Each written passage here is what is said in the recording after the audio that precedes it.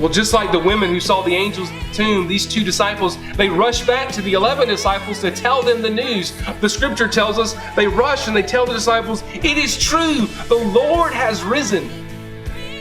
And the whole room begins to talk about this amazing, confusing, wonderful news. Could it be that Jesus is alive? And it's at this exact moment where our scripture begins.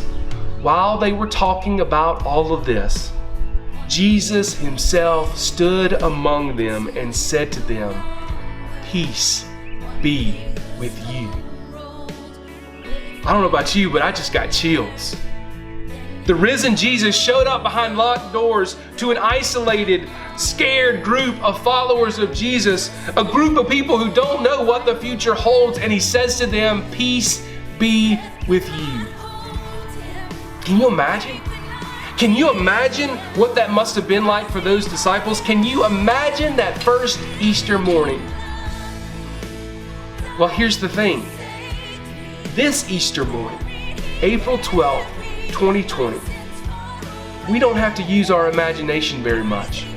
For the first time in most of, if not all of our lives, we are spending this Easter morning in much the same way as those first 11 disciples.